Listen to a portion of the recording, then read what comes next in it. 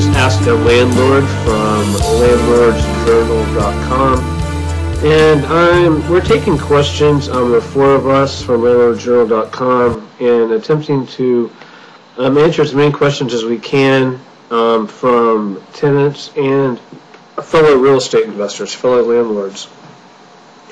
And I have to point out that this is not legal advice. If you need legal advice, you need to contact a competent attorney in your area.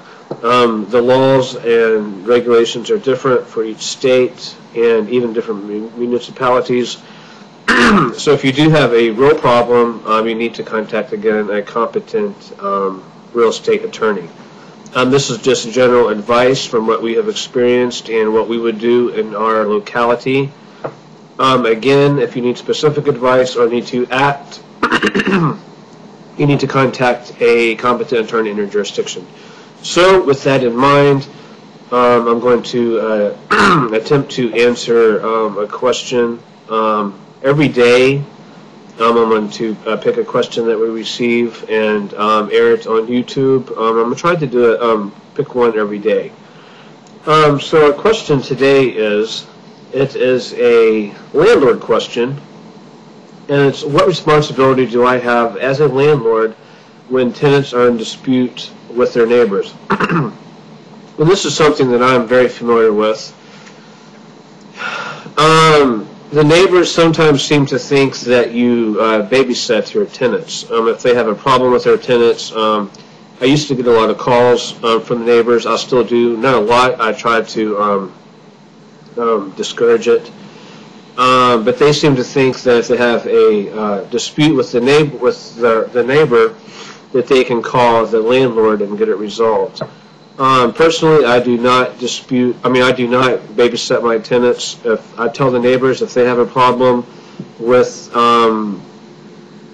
my tenant, then they need to work it out through the court system. They need to call the cops. They need to take them to court. They need to do whatever they need to do as if they owned the house. Because, again, I'm not there to babysit my tenants. I can't just accuse them. For example, if they're creating a lot of havoc, I just can't, assume that the neighbor is telling the truth and then evict them. I have to have some kind of proof. Now, if they take them to court and they get in trouble for loud music or whatever, then I can evict them based on that for breaking their lease for disorderly conduct.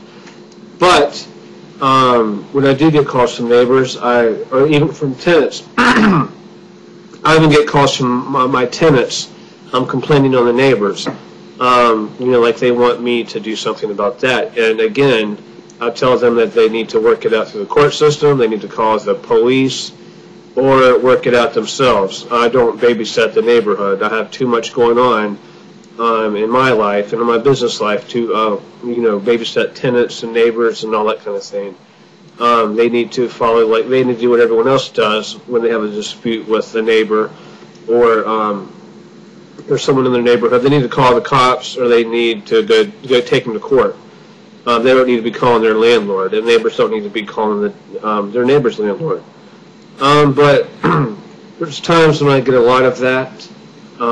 So the answer to that is you're not responsible for the neighbors or your tenants. Their disputes, the tenants and neighbors disputes. You're not responsible. At least in my locality. They need to follow procedure. They need to take them to court, or they need to call the cops. It's as simple as that.